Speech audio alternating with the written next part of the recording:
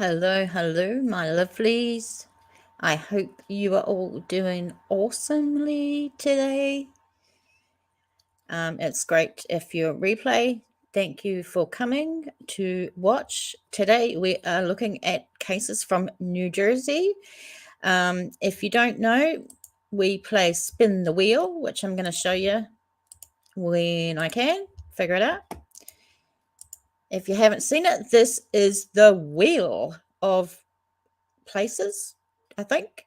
And we've got the 50 states on here. We've got other countries on here. And yesterday we spun the wheel and it landed on New Jersey. So that is why we are covering New Jersey today. And I have done my research and my homework, and I have found a few cases from there that we can go over.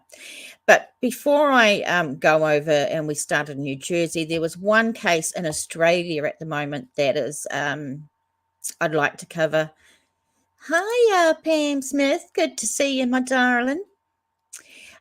So I will try and share this page from Australia and show you what we're talking about. Okay, so this is from news.com.au, and it's, oh God, this is annoying, isn't it? Family fears for two sisters missing for 48 hours. The two sisters have not been seen since they vanished from their home over the weekend. The family of two missing sisters have made a desperate plea for help as the search for the girls enters its fourth day. Danielle, 7, and Indiana, 5, were last seen about 11 a.m. on Saturday at their home in Adelaide's west. The girls were on a 4-hour supervised visit with their mum on Saturday morning, but have not been seen since. The girls, their stepmum, Stephanie Mendy, has asked on behalf of the family, including the girls' father, Brody, for anyone that can help to come forward. She said, "This is the scariest thing any parent could ever go through." And I agree, it must be awful. "This is the most concerning and worried state we've ever been in." Daniela has waist-length dark hair and was last seen wearing a Minnie Mouse long-sleeved dress. Indiana has long blonde hair and was last seen wearing a Minnie Mouse t-shirt and multicolored sparkly leggings. The mother of 5 has made multiple pleas on social media asking for help finding the two girls. Says, "Can everyone please help find our babies?" She said, "If anyone knows where they are or where they could be, please contact police," and the number's down there. So if you have friends in Australia, in South Australia, then please share this with them and let them know. Right. What I wanted to say as well is we were cursey words and cold cases, and I have a potty mouth. We all know that, but I want these to be monetized because I need the ad revenue. Funnily enough, so to get monetized, I have to behave myself. So I've kind of moved it to coffee and cold cases. Right. So I'm going to try not F-bomb. I don't know if that's going to go well, but I'm going to give it a shot. So let's go into New Jersey. Let me share this. If you don't know where New Jersey is, if you're not from the United States, here it is over here, New Jersey. So I didn't actually know where it was, to be frank, but now I know that it's by New York, which is cool. All right, next. 6 cents. Good morning, Curious. Hi there. 6 cents says, "Good luck with behaving yourself, TJ." I know, right? I'm gonna try my hardest not to F-bomb today. Okay, let's just have a wee look. at Wikipedia, at the state of New Jersey.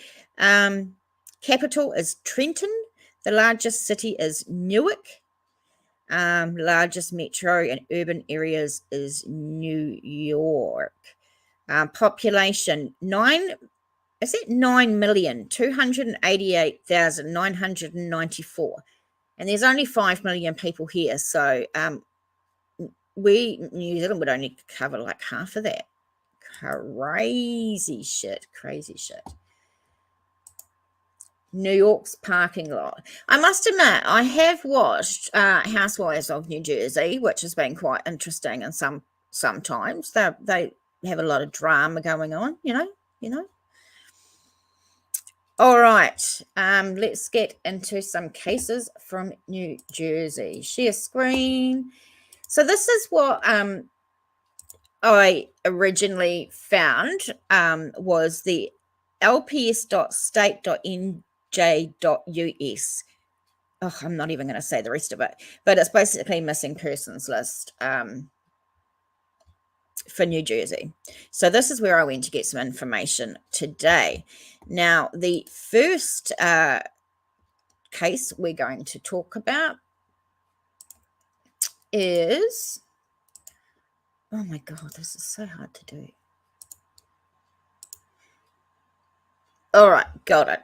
So Amanda Ray Carroll, this is one of the first cases I wanted to have a look at. She has been missing since the 5th of the 2nd. No, 2nd of the 5th. You guys in America get it around the wrong way and you confuse me. So she missing from the 2nd of May 2000. She's missing from Flemington, New Jersey, endangered missing. She's a white female born in 1979. That's the same year as me. And she's 43, so I must be around the same age, right? Because I never know how old I am. 5'6", 5'7", which 140 pounds, which in kilos, I have no even idea. Clothing and jewelry description: a white t-shirt, blue jeans, and gold rings. Amanda was taking antidepressant medication at the time of her disappearance. Caucasian female, red hair, hazel eyes. Amanda has a tattoo of a sun and moon on her right ankle and a floral pattern tattooed on the back of her neck. Her ears are pierced. Let's look at the details of her disappearance. Amanda was last heard from on May 2nd, 2000. She resided in a rented home on Greenwood Place in Flemington, New Jersey. Let's have a look at that. Greenwood Place, Flemington. All right, give me a minute. Greenwood.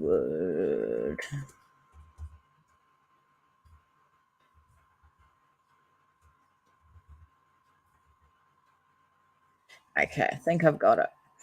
Flemington, New Jersey.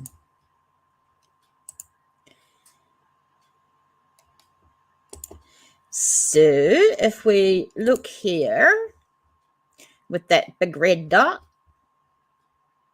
if you're familiar with that area, that is where. So during the early morning hours, she chatted on the internet with a friend from Texas about Amanda's plans to take her children and move to Arizona, the place of her birth, to live with her father. She was upbeat at the time and looking forward to the move. Amanda spoke to a Canadian friend on the phone before going to bed at 6:30 a.m. and she has never been heard from again. Wow, that's insane. Sixth Sense says your narration has gained confidence. TJ, more relaxed. Oh, thank you. I think I'm getting more relaxed. I still actually get nervous before a live. I'm really nervous, but like after 3, 4, 5 minutes and I see you guys come in, I feel much better and, you know, much more confident. So Amanda's husband, Matthew, Marine Corps captain, was named as a suspect in her case several months after her disappearance. He and the couple's 2 young daughters were visiting his parents in New York on the day she was last heard from. Hang on, coffee. Amanda married Matthew when she was 16 years old. Oh my gosh. The relationship was reportedly happy until the family moved to New Jersey 6 months prior to her disappearance, at which point Amanda became depressed and decided to leave her husband and seek a divorce. And we know if and allegedly, I'm not saying this is the case, but in domestic violence cases, often the scariest time for somebody to leave, man or woman to leave, is a divorce kind of thing, when they're leaving. The police were called to the residence 2 days before her disappearance due to a domestic dispute, but no violence had occurred and no charges were filed. Matthew has never been charged in Amanda's case and has stated he believes she left of her own accord, possibly with someone she met on the internet. Authorities have investigated all of her known internet acquaintances, however, and cleared them of involvement in her case. Her disappearance remains unsolved. Interesting, right? Let's look at mycentraljersey.com. I think we have a video maybe of her family here we'll take a listen to.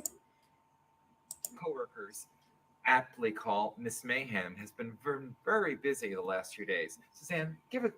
Actually, I don't think this has anything to do with the case whatsoever, to be honest. So just another, Amanda Ray Carroll was 20, was last seen at her Rarytown Township home May 1st, 2000. So this one says May 1st, the other one said May 2nd. The next morning, Carroll, the mother of 2 young girls, spent time on the internet talking to friends, called a friend in Canada as she was preparing to relocate to Arizona to live with her father and daughters. She hasn't been seen or heard from in 17 years since. There has been no activity involving her bank account or social security number, according to the police. Her husband, Matthew, who worked as a recruiter in Somerville and the Island section of Woodbridge, reportedly missing, returning from a trip to his parents' home in New York with the couple's children. Okay, so we've got the husband going to visit his parents in New York, taking the kids with him, and he said she is missing when he came home. She is described again as 5'6", about 145 to 150 pounds, with red hair, brown hazel eyes. She's got the tattoo of a sun and moon on her right ankle, floral pattern tattoo on the back of her neck, pierced ears, wearing a white t-shirt and jeans, or just shirt, and gold rings, and is one of many people missing in New Jersey. Now, this is interesting. I thought we could read. According to the New Jersey State Police, between 14,000 and 16,000 people are reported missing in New Jersey every year. Wow. That is a lot of people. By the way, if I look away, it's because I've got 2 screens and trying to keep on up to, what I'm trying to do and trying to say. Anywho, since 1969, there are more than 1,100 unsolved missing person cases statewide and more than 300 investigations of unidentified human remains. Wow, those numbers are insane. On Saturday, the New Jersey State Police will host a free event. Oh, okay, well, we don't need to know about your free event, but thank you. Because it's a long time ago, but it was called Missing in New Jersey, which is pretty cool. Family, friends, communities, and organizations working to locate missing were invited to attend. That's actually such a good idea. I wish lots of states would do that. Bring some people in to see missing people and the missing person stories. I think every state should do that. It would be a great idea. All right. Now, the next one I wanted to show.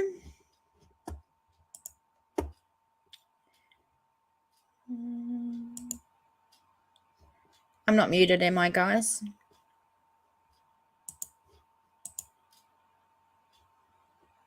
It doesn't say I'm muted. Oh, you're muted, Pam.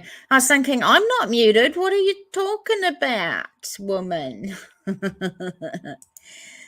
All right. So the second case I looked at, we're at the charlieproject.org.case, and it's always really sad when we do a young child's case. But let's look into this one. So I'm hoping I can pronounce the name right. This is Jiren Harris. He has been missing since the 23rd of June 2002 from Irvington, New Jersey. He's endangered missing black male. He was born in 1999, so he would actually be 23 at the moment. He was only 3 inches.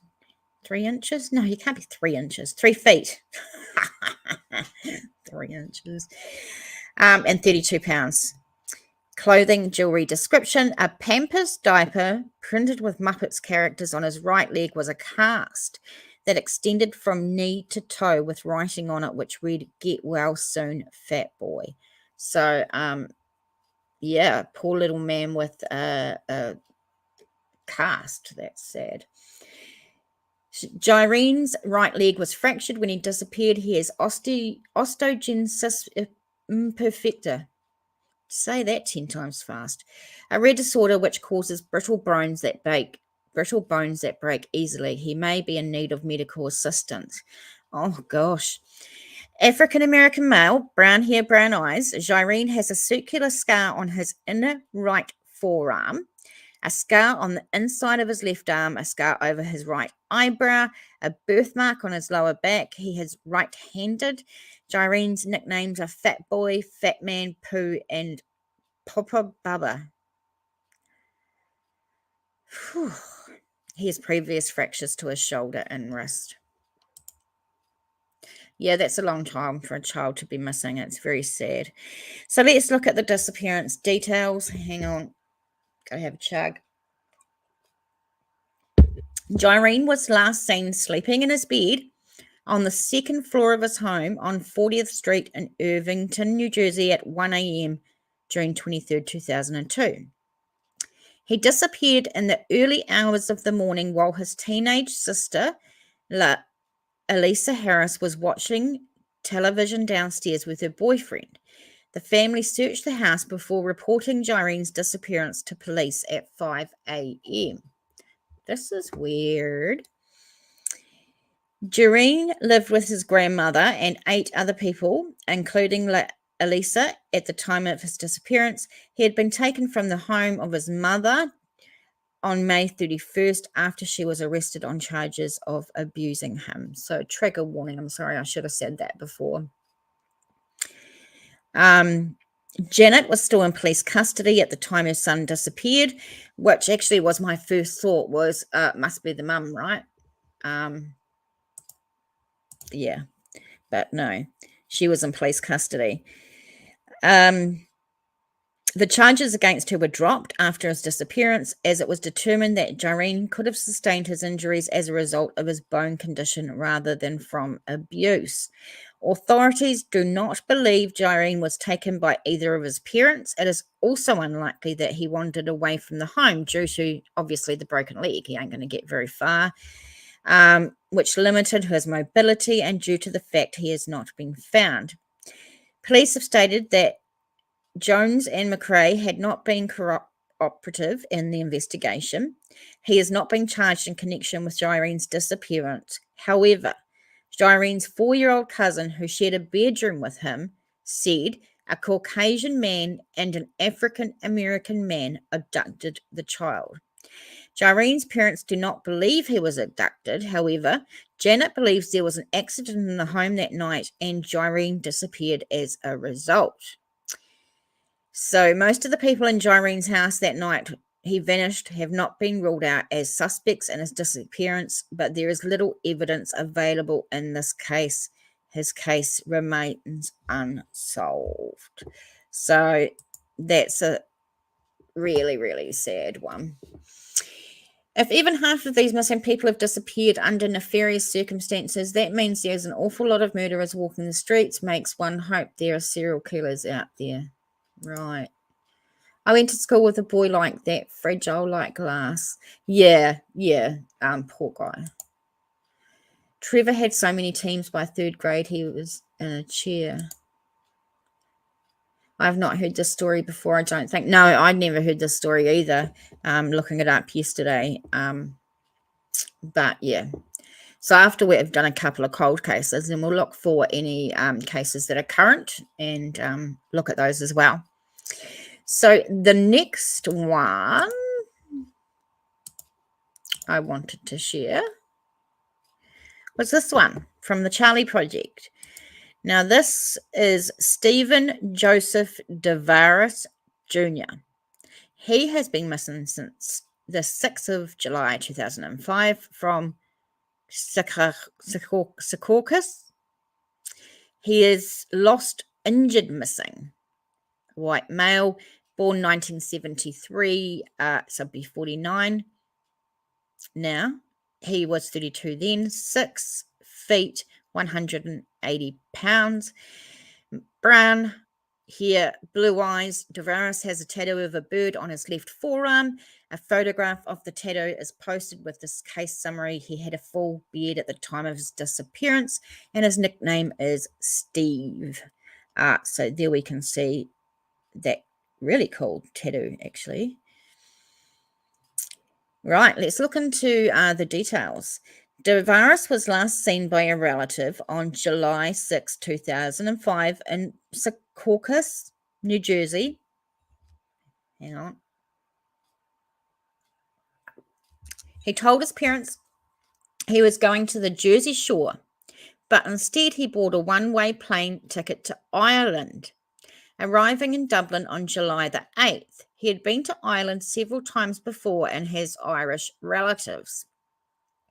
So I picked this one because we've got like St. Paddy's Day coming up, and I thought it had a bit of Irish flair in it, you know. Davaris was sighted at a pub in some place in County Clare after his arrival in Ireland on July 12th. A man found his rucksack washed up on shore at Quilty Beach in County Clare. His cell phone, clothing, passport, and other identification were inside the bag, but there was no sign of him.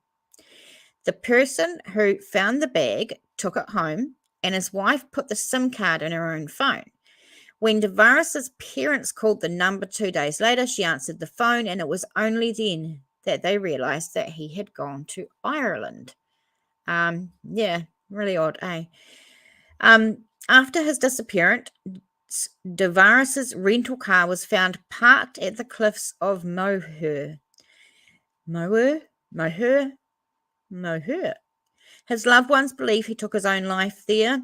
Although Davaris has no debts, no problems with substance abuse, and no history of depression, he has lost a job several months before he went missing and became moody and withdrawn.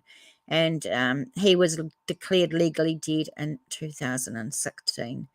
So police in New Jersey and in Ireland are investigating the disappearance, but it kind of sounds like we know what may have happened here. I don't understand why aren't all cold cases handed to a special task force and re-examined with updated technology. Some of them haven't been looked at in decades. Yeah, that's right. Hundreds and thousands of cases, but I don't know. Is it a resource thing? Do the police just not have enough money and resources to go through and look back at every missing persons case? I'm choosing to believe that because, you know, I don't want to believe that they just don't want to do it. So, I mean, we do know that there are special task forces across America. I've seen and heard about some. I definitely know there's one in Australia because we've watched it on YouTube.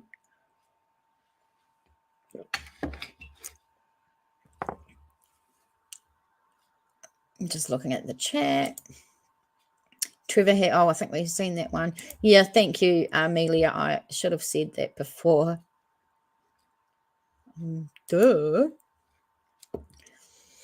Okay, moving on. We're moving on in, moving on out. I can't sing, but that's okay. All right. Danielle Marie Nuttall Revert. The Charlie Project we're on. Let's go through some details. She has been missing since 2008 from Trenton, New Jersey. She's endangered missing, female, white, born in 1977. So this lady would be 45. And at the time she went missing, she was 31 years old. Height and weight 5'3" to 150 to 180 pounds. She has a prior history of heroin addiction and depression. She has brown hair, blue eyes, has the following tattoos: her name Danielle on her right shoulder, the name George and a dolphin on her back, and the name Mikey or Mike and a heart on her left ankle. Her ears are double pierced. Some agencies refer to her as Danielle Nuttall or Danielle Revert. Yeah. Rumor has it our local people put all its funds up its nose. Okay. Yeah, we don't discriminate in here for anyone that's listening, whether they're on drugs or drugs or whatever the case may be. They still need their story looked into, and they still don't deserve to be missing or hurt. Details of this disappearance. I want to use her first name, Danielle. Danielle was last seen September 7th, 2008. A co-worker dropped her off at home at 11:30 p.m. She lived in a third-floor apartment in the 200 block of Hamilton Avenue in Trenton, New Jersey. A cab driver dropped her off at the Walter Rand Transportation Center in Camden, New Jersey at 12:30 a.m. on September the 7th. She told him she didn't have enough money to get back to Trenton. She has never been heard from again. Her family reported her missing on September 22nd. They stated she had been under emotional stress before she went missing. Her boyfriend was incarcerated and she was having problems with her roommate.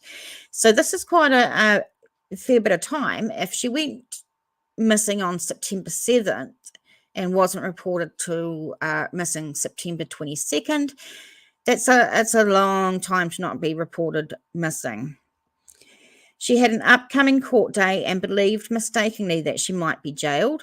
She has a history of drug abuse and prostitution and a criminal record for related offences. But she had been clean for about 15 months before she vanished. Always a possibility. She began to use heroin again, of course. Her boyfriend was allegedly physically abusive to her and had been jailed many times, and she was trying to end the relationship. Sounds very, very sad, actually. Her family lives in Egg Harbor. Sorry, Egg's funny. Egg Harbor, New Jersey. She frequented Egg Harbor as well as the Pacific Avenue area of Atlantic City, an area known for its prostitution activity. As I said, please in the comments below after this, prostitution and drugs is not a reason to not look into somebody's story. That's for sure. So please remember that prostitution is actually illegal in New Zealand. They have just as much rights and protection as any other employees in New Zealand. She worked as a waitress at the Sticky Wicket restaurant at the time of her disappearance. Foul play is suspected in her disappearance, as it's uncharacteristic of her to leave without warning and abandon her pit bull, whom she cherished like a child.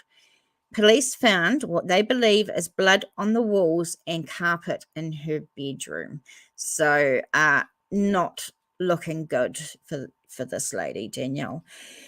Her male roommate has cooperated with the investigation and isn't being called a suspect in her case. Her credit cards haven't been used since she went missing. Her cellular phone was turned off half an hour after she was last seen, and she left behind 2 uncashed paychecks. She grew up in Conshohocken, New Jersey, and was on the swim team, marching band. She enjoyed music, popcorn, and old television shows. Her disappearance remains unsolved. So that one's quite sad. TJ, you misunderstood. You got ahead of me. It was supposed to say our local police chief puts our funds for this type of research. No, it's all good. Don't worry. Pam says, our police chief doesn't allow any updates. We don't even have yellow lines in our roadway. Okay. I think law enforcement worldwide are having trouble keeping up with current cases. So sadly, cold cases don't get a second glance. Absolutely, absolutely. Blue collar and white collar people do nose activities as much as anyone else. That's dead right, they do. He bankrupt our Habitat for Humanity. Your police chief? What a nice fucking police chief. Ooh, an F-bomb. Hopefully we don't hear that. So I'm guessing none of you's done any homework and found any cases from New Jersey. Lucky I've done the work, huh? So I wanted to share another place of talking about Danielle. It's probably going over the same stuff, but we'll have a look. Danielle Nute was 31, last seen on September 7th, 2008. A co-worker dropped her off at home. Standing 5'3", 180 pounds. Danielle, I'm just trying to get to things we probably haven't seen. We know she had a prior history of addiction and depression, but she'd been 15 months clean at the time of her disappearance. Sometime after her co-worker dropped her off, it became apparent that a cab driver dropped Danielle off at the transportation centre in Camden at 12:30 a.m. September 7th, and she told him she did not have enough money to get back to Trenton, and she has not been seen since. Also, all I'm thinking is someone got her as soon as she got out of that cab. That's the only thing I can think of, is as soon as she got out of the cab, someone got her, which is very sad. Because it says that her phone was turned off like within half an hour of that. So if something went down, I think it went down really quickly. She was 12:30 a.m. in the transportation centre in the middle of the night. Yeah, I find that quite sad. Sixth Sense, I could probably name 3 or 4 missing people off the top of my head in New Zealand. Yeah, I could name a few. Pam said, I think so, TJ, and corrupt police force makes it worse, for sure. That you know of. He had to step down for 6 months until dumbasses re-elected him, but he was also ordered to pay like $30,000 too, and no jail time. Oh, at least he had to pay back some money. That was something, right? Something.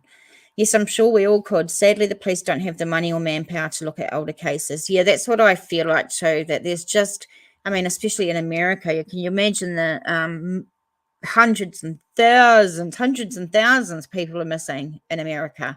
And I think that they just don't have the resources to go back, sadly, and look at them. It is what it is, I guess. All right. Here we go. I wanted to look at this one. Hang on. Hold the phone.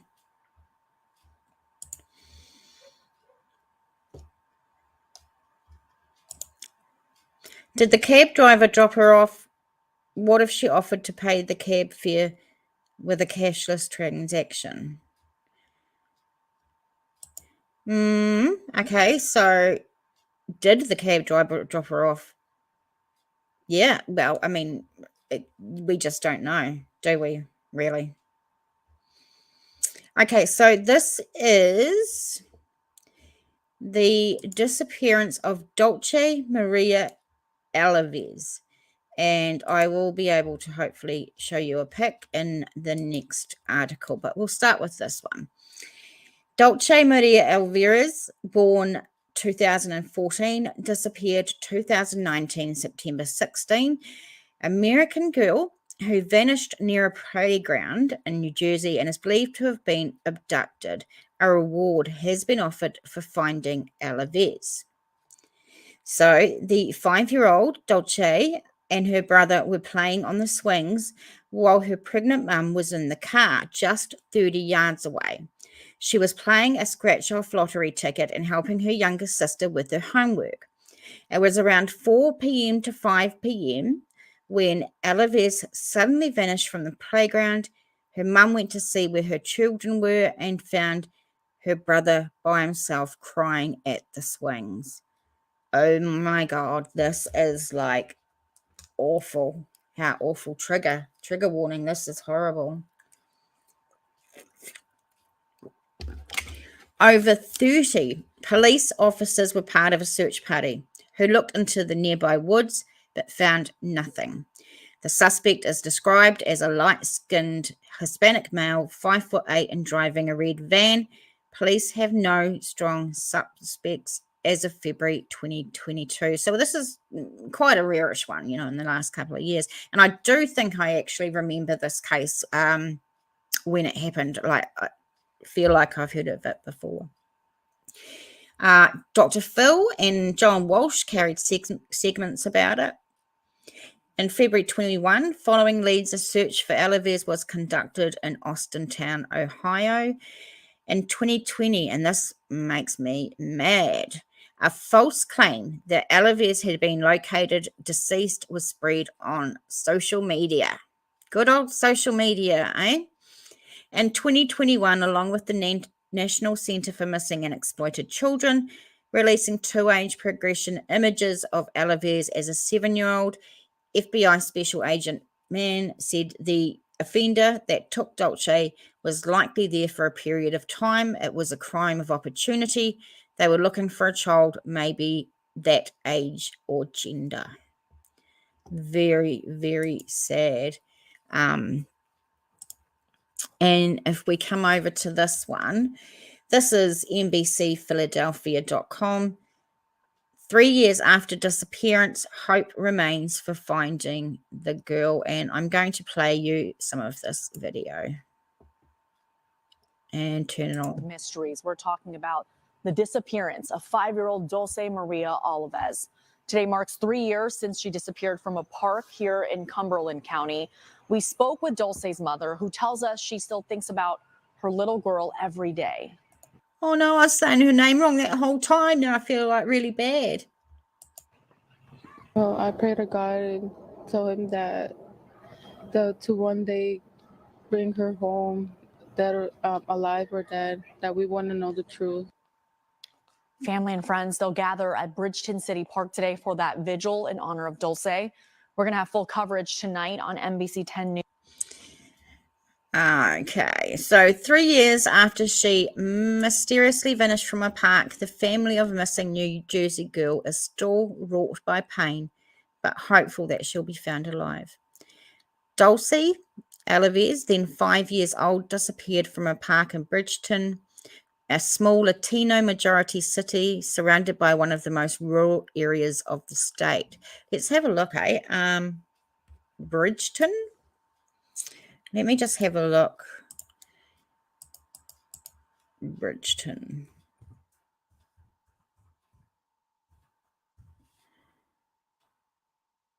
I think this is it. Is this it?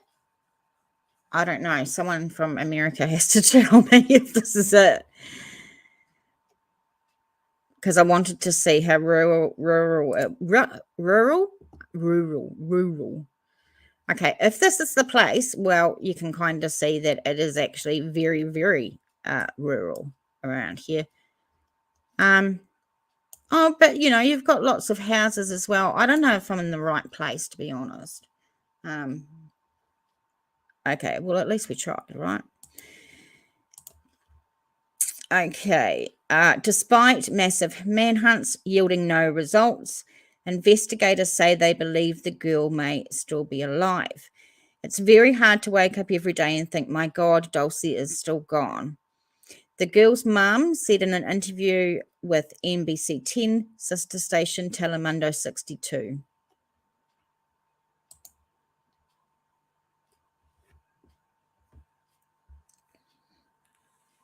Three years ago, then 5-year-old Dulce Maria Alves disappeared from a park in Bridgeton, New Jersey. It's a case that captured national attention and continues to engage investigators from nearly a dozen agencies. NBC 10's Sydney Long spoke to Dulce's mom. Sid, the family's getting ready to host another vigil in her honor. Tell us more.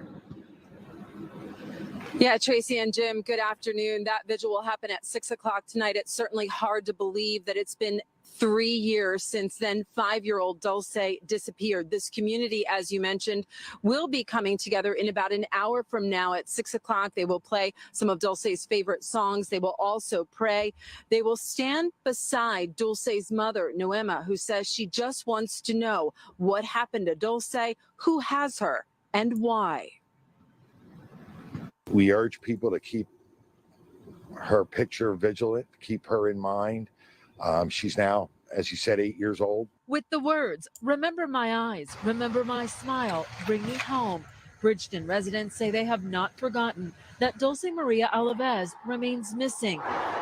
The subject of a likely abduction, according to police, from Bridgeton City Park exactly 3 years ago. It's a very sad day. Dulce's family has had the help of volunteers to place new poster boards with her images around town. Oh, So she's I so pray to pretty. God, tell him that to one day bring her home, that alive or dead. If you want to watch the full videos, I have the source links in the description box below. Also, I have links to go to our Facebook page, our podcast, our website, and how you can join and become a member. I actually have that pinned at the top. If you can support or donate or help the show in any way, I really appreciate it. Otherwise, just liking, subscribing, and chatting is good for me. So authorities believe Dulce was abducted as she played with her 3-year-old brother and her 8-year-old niece. Her mother had been watching the kids from a car when the suspected kidnapper struck. Now, I remember when this happened, and people were going pretty hard on the mum, saying that she shouldn't have been sitting in the car. She should have been out with her children at the playground watching them. In New Zealand, I'd be quite happy to sit in the car. Actually, I've probably done it quite a few times, to be honest, sitting in the car and letting the kids play. Maybe in America, it's not that safe to do that. I don't know what you think, guys, but yeah. Each child had an ice cream in hand as they ran toward the playground. About 10 minutes later, the mum saw the 3-year-old boy upset and crying, his ice cream on the ground and his sister nowhere to be found. The boy pointed behind some buildings, saying his sister went that way. Adding that she initially thought the girl was playing hide and seek. However, Dulce never turned up despite massive multi-agency and community-led searches. Investigators think Dulce may have been taken by a man who had been near the park on the day of her disappearance, and they believe he may have driven off in a red van. They described him as a light-skinned, possibly Hispanic man, standing between 5'6" and 5'8", with a thin build and acne on his face. The search for the girl has not ceased and has spanned from western states all the way to Mexico, where the FBI said Dulce's father resides, and he has been cooperating with authorities. Last year, authorities released age-progressed photos depicting what Dulce may look like at 7 years old. So this is what she may look like now. If you know anybody in that area in New Jersey, of course, please share that around. The Cumberland County Prosecutor's office said investigators have conducted hundreds of interviews over the last 3 years. The office on Thursday said tips continued to come in and that in the absence of evidence of Dulce's demise, the investigators hold out hope that she is still alive. And we've seen stories where children go missing and years later they are found. So it is a possibility she could be alive and well and living with someone. So that's really why we need to get her picture out there.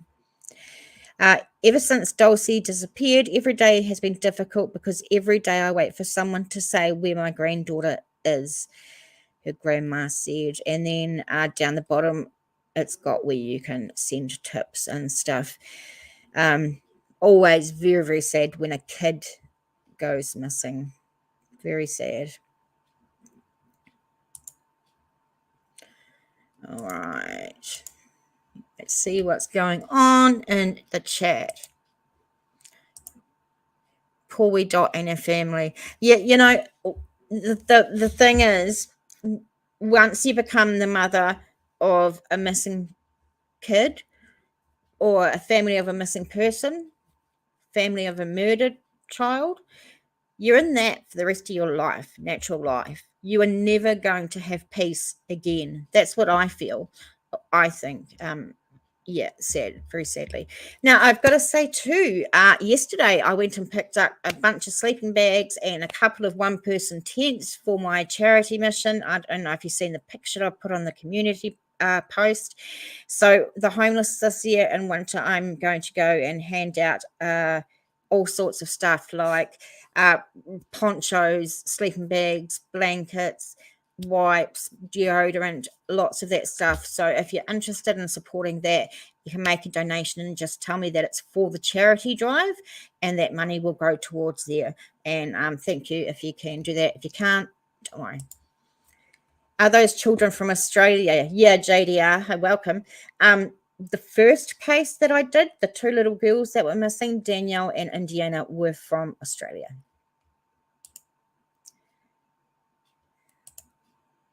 QSQ, USA. Well, the young girl I just talked about was from the USA. So what I thought we'd do now is just, I'm going to look up New Jersey and see if there's any missing cases going on right now. If you guys have any cases you wanted to look up, actually, I do have one I heard of today that I'm going to look at for you. If you've been on Queen Beanie's channel, you might have seen that this morning. Okay,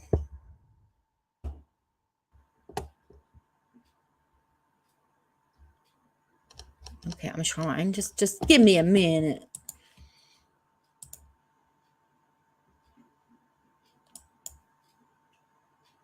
It's a real odd case that I heard about this morning. So I wanted to. All right, let's look at this. Okay, this is WDAM.com. HPD, vehicle of missing, I think Alabama is ALA, Alabama. Woman involved in crash Monday night, according to ALEA. The vehicle of an Alabama... Hang on. I think I need to wet my mouth a bit. Did that sound rude? Okay. The vehicle of an Alabama woman who was reported missing after traveling to Jackson was involved in an overnight crash in Alabama on Monday. According to Police Department Public Information Officer Ryan Moore, HPD was notified by Alabama law enforcement agencies that the 2003 Chevrolet Tahoe belonging to Mika Williams was involved in a two-vehicle crash. Williams was reported missing by her family members after she did not return from a trip to Jackson to purchase a vehicle. Family members said that she was in the process of returning to Alabama after she did not buy the vehicle. So this one's a real strange one. She stopped at Stuckey's on US Highway 49 in Gettysburg around 7 p.m. Monday. She reportedly told family members that she was getting back on the highway. Williams was last seen wearing an orange shirt, light brown jacket, and khaki pants. But then WDAM reached out to the Alabama Highway Patrol to confirm if Williams was in the vehicle at the time of the crash, but due to not having the name of the reporting officer, they could not give us that information. Okay, I'm not sure. I heard this morning that she'd been missing or something, and then they found her, and she was found in a crash, basically dead, which is just weird. Kira said, I took a look at Queen Bee's channel. Her lives are like 4 hours long. I don't usually watch anything on replay longer than an hour or so. No, I don't watch her replays. I just go in her lives, and I go up on panel a lot. We have a lot of jokes. We have a lot of laughing. We laugh at tragedy pimps, those ones on YouTube that chase after victims of missing people and missing kids and annoy them and heckle them and all that shit. We take a good look at them and laugh. Maybe not for everyone on her channel, but I like her channel. So there it is. Okay, I'm going to type in missing in New Jersey, see if anything comes up that we can look at. Okay. Oh, let's look at this one. All right. Okay. I'll show you what I'm looking at.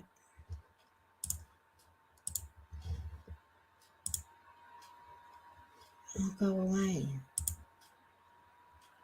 You're looking at something like that. Oh my God. What the frig? Where did it go? Okay. Forget that one. I'll try again. I don't know what happened to the story. I was looking. Oh, there it is. Okay, so not sure what this is. WOBM.com. Your help is needed to find more than 40 missing children in New Jersey. Okay. A missing person case is always hard, and it gets even harder the colder the case gets in the days, weeks, months, and even years that follow a disappearance of some kind, kidnapping, murder, or something else. These are active cases still being investigated in New Jersey that have been identified by the NESMEC. I'm not going to say that. Hi, Paradoxal Fossils. Welcome. Each reported case has its own set of circumstances. One case below comes with a word of caution. So actually we'll give you a trigger warning because I'm not sure what we're going to actually read. Could be anything. Okay, so New Jersey's missing children. This is the first one. Naquan Lindsay, 13 years old, was reported missing on January 15th, 2023. If you do not approach him, it says, but call police. Angelica Escobar is a 17-year-old who went missing on January 29th, 2023. Anyone with information, I will put the link to this in the description box below, so you can go look over it if you want to, or you send it to someone. This one is Brasida Perez.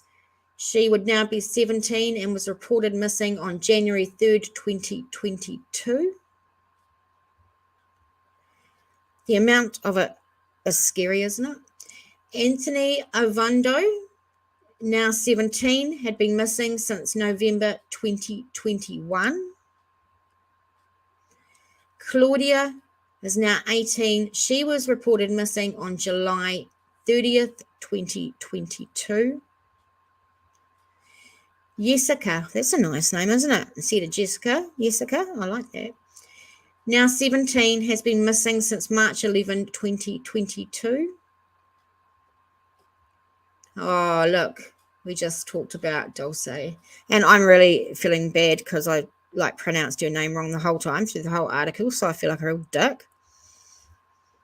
Sarah Stern, one of the most tragic deaths and disappearances in New Jersey Shore history. Sarah Stern was brutally murdered and her body tossed into the river, betrayed by 2 of her friends. Her body has never been found. That's sad as shit. Very sad. Daniela, 16, was last seen March 7, 2021. Sarah, 15, of Newark, was last seen 16th of July, 2020. Zoe would now be 19, of Morristown, was last seen May 7th, 2019. Where do all these kids go? Where do they go? You know, it just poof, vanish. And I am not an alien believer or a conspiracy theorist. I don't wear a tin hat. But where do these kids go? Where do people go? Like, I know it's bizarre, but I actually sometimes wonder if there is aliens and they're just like taking people and just we don't know where they all go. It's insane. Maynor, 17, he was last seen January 3rd, 2020. Pedro, 18 at the time, was last seen on February 14th, 2020 in Fairview. Kendra Cardrona, last seen September the 4th, 2019. There's so many kids. A lot of them are actually quite older, though, aren't they? Like 16, 17, 18. So it's more or mostly maybe these kids have run off. I don't know. I'm not saying that's what happened, but allegedly, I mean, they're older. They might have just taken off to have their own life and you know, didn't want their parents to know or something. I don't know. Give me your thoughts on that. Floor of Bound Brook, 17. She's been missing since August 6, 2019. She could be with a teen and adult male traveling possibly as far as Washington State. Paradox Fossils says multiple possibilities for sure. Oh, this is Mena Al-Sayed was allegedly abducted by her father on January 22nd, 2006 in South Orange when she was just 4 years old. This here is an age progression photo of her there. Very, very pretty. Curious says also a prime age for trafficking. Very, very, yeah. I mean, in New Zealand, we don't have trafficking and that sort of thing. So I forget that could be a possibility, you know. Oh, this little one. Amanda, June 2nd, 2007. And then 3-year-old Amanda went missing, allegedly abducted by her mother, who faces a felony charge. And they've got the age progression photo there. So this is definitely a good one to share out if you know people in the New Jersey area for sure. Jiren, we just looked at that young man, but look at this age progression photo, which is really good. If he was still alive, he'd be a handsome fella. Robert, then 17, went missing on 27th of November 2005 in Gloucester City. Age progression there again, what he might look like now. This is great. I like this since it's got those age progression photos. I think it's really good. Victoria Williams of Newark was only 14 when she was last seen on October the 19th, 2013. Again, we have a age progression photo. So that's awesome.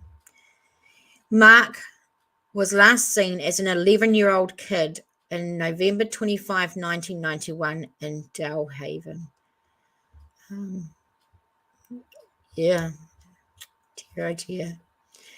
Michaela was last seen as a 13-year-old, July 22nd, 2000. She may be with her sister, Francesca. Hi, Sleuth Mum. 213 is so long, her poor family. There's just so many. There is just so many. So at the moment, there's like, this is 40 children that are missing in New Jersey. So I thought we'd just go over them. And then anyone in New Jersey can send this to anyone they know. Francesca was last seen as a 13-year-old in 2000. Stephen, April 7th, 1975. Wow. 18-year-old Stephen Anderson of New Lisbon left the development centre with a male companion and hasn't been seen since. So here's the age progression. He would be quite old now, wouldn't he? I don't know. I don't count, but yeah. Margaret Fox, June 24, 1974. Then she was 14 years old. Margaret Fox went missing after getting off the bus.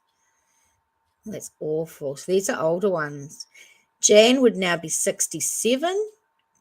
She went missing in 1973 when she was 17. Dear, oh dear. Oh, look. William Jones was a 3-year-old who went missing in Vineland on December 17th, 1962. What a little beautiful thing. Aaron Watkins of Plainfield was 18 when he went missing 11th of November 2007. Kevin Barthrop, June 12th, 1999 was the last time Kevin Barthrop was seen in Elizabeth. The sketch provided by Nick Meck was done by New Jersey State Police.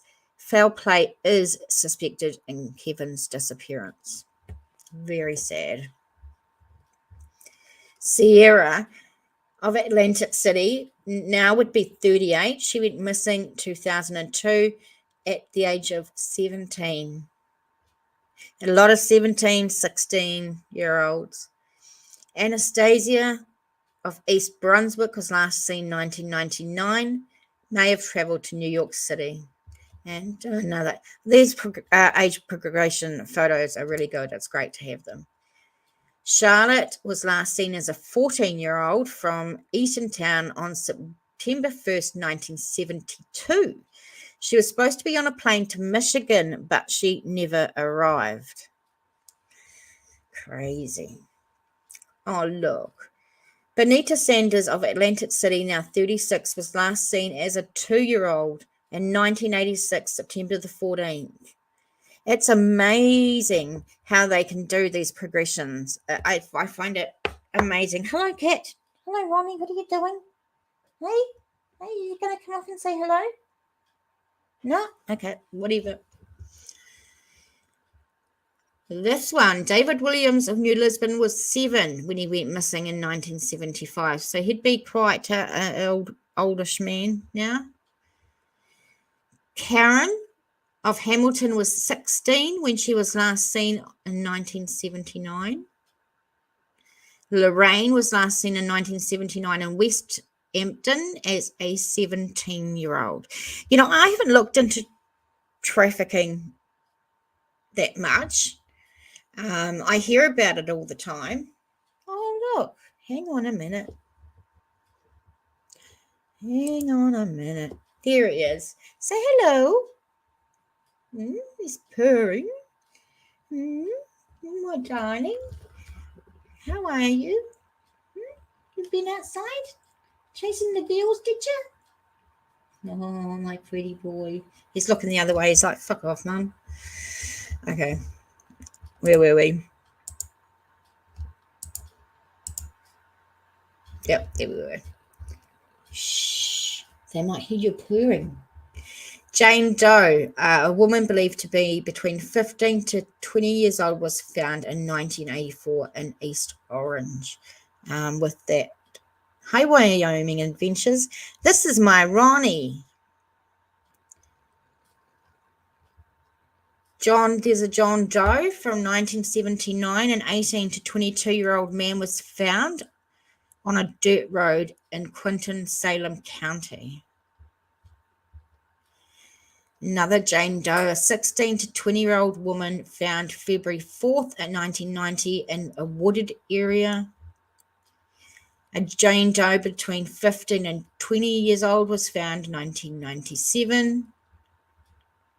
It's amazing how they can do these, right? It's these progression, like from deceased persons to be able to do this, I think is cool. She is Jane Doe, 16 to 20-year-old woman found along Route 44 in Bayonne. I feel like, how many is there? I think there's quite a few. We might stop on that one. Hey everyone, good to see you.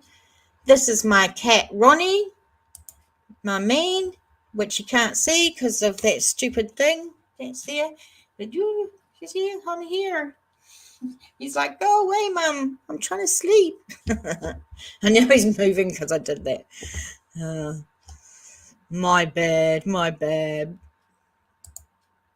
There's just too many. There's way too many. And yeah, runaways. That's what I'm wondering, like with a lot of the 16, 17-year-olds may be runaways. It's the prime time that you want to get far away from your parents as possible. I remember that. Yes, please hit the thumbs up and support me. That would be great. Subscribing is free. Good to see you, Wyoming. Oh, you love cats? We love cats too. All right. While we're here, has anyone got anything else they want to talk about? While we spin the wheel. So let's see where it's going to land next time. Now, I'm going to take tomorrow off because I'm struggling with my voice a little bit from talking so much. So I just want to give myself a little break. So I'm not going to come on tomorrow. But the next day, I don't even know what that is. Tuesday, Thursday, I'll come on at the same time. And yeah. Curious says the new channel name, New Zealand Mysteries with TJ and Ronnie. Not bad. All right, let's spin this wheel and see what the next place we're going to look into. Here we go.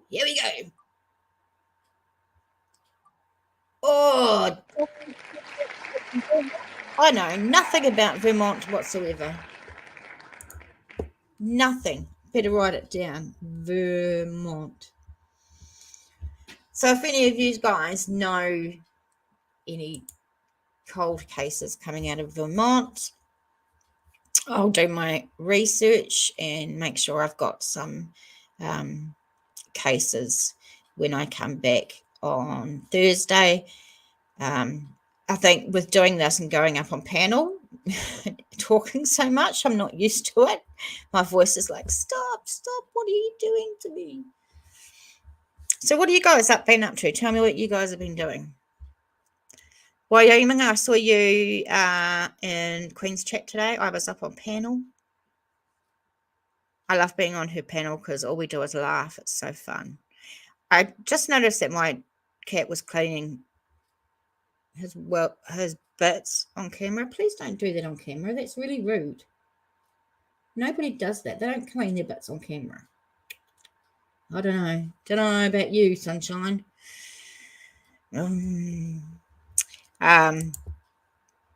Robert Durst lived in Vermont for a while. Missing wife. I'll write that down. Robert Durst.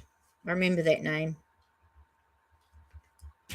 But yeah, Vermont's not it's not a town or city that I hear much of, actually, to be honest. So it'll be good to look into it. You love Queen. That's good. Yeah, I said that's a good channel. All right, I'm going to go. I've got shopping to do. I've got appointments to do today. I've got some more sleeping bags to pick up today, which is awesome. So everything you need to know is in the description box below. I've put all the sources that we've looked at into that. So if you want to follow up on something, you can. Please share it around. Tell people to come to my channel. Tell them how effing amazing I am. Donate if you can.